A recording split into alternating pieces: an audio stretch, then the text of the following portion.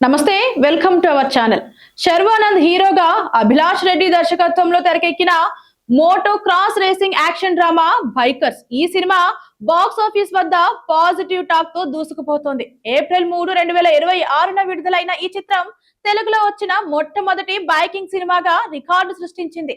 UV creations నిర్మించిన ఈ చిత్రంలో సీనియర్ నటుడు రాజశేఖర్ కీలక పాత్ర పోషించగా, మాలవిక నాయర్ కథానాయికగా నటించింది. జిబ్రాన్ సంగీతం, హాలీవుడ్ స్థాయి యాక్షన్ సీక్వెన్స్ ప్రేక్షకులను మంత్రముగ్ధులను చేస్తున్నాయి.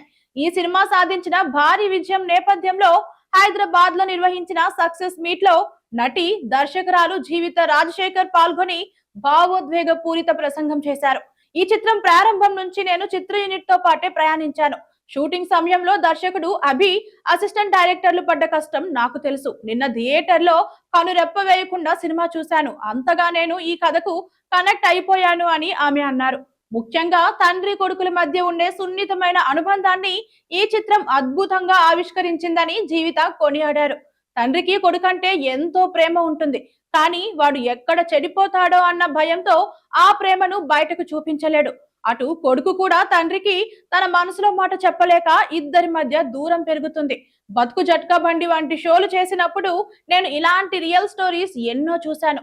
ఈ సినిమాలో శర్వానంద్ రాజశేఖర్ గారు కళ్ళతోనే ఆ ఎమోషన్ పలికించారని తెలిపారు జీవిత.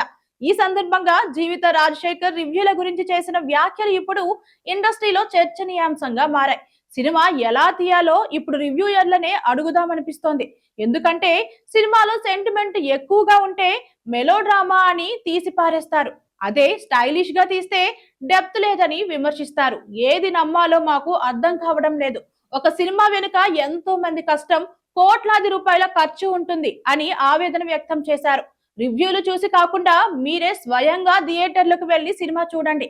మీ రివ్యూనే మాకు ముఖ్యం. ఏవైనా గొడవలున్నా, మనస్పర్ధలున్నా మనసు విప్పి మాట్లాడుకోండి. ఎవరిని దూరం పెట్టకండి. సంతోషంగా ఉండటమే జీవితం అంటూ ఆమె ప్రేక్షకులకు సందేశం ఇచ్చారు.